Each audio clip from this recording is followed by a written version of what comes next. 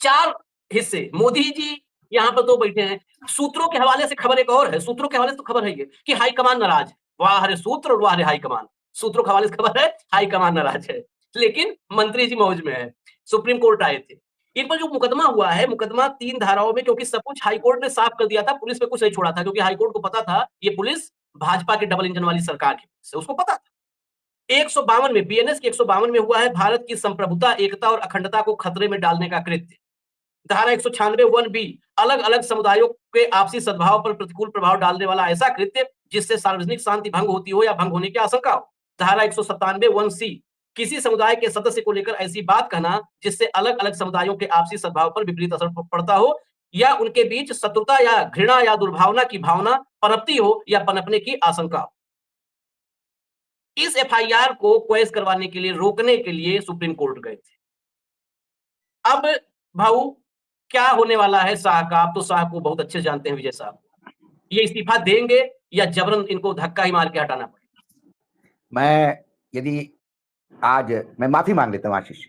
आदमी ने कुछ गलती की, जाने अनजाने में गलती होती तो उससे माफी मांगनी चाहिए। इस शाह को कॉलेज में सीआर का चुनाव लड़वाने के लिए मैंने ही प्रपोज किया था और हमने ही चुनाव लड़वाया था। जब तक ये विधानसभा में नहीं गए तब तक तो ये इंसान थे। विधानसभा में जाने के बाद इनने अपने आप को हैवान के रूप में प्रमोट कर लिया गया और पिछले 3 दिन से कई किस्से इनके हम दिए जा रहे हैं आपको।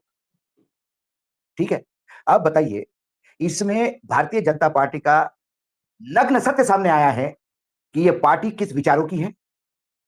ये पार्टी ही जो, यदि मैं गलत नहीं कहूं तो विजय शाह ये पार्टी का चेहरा है। हाँ। यही है भाजपा।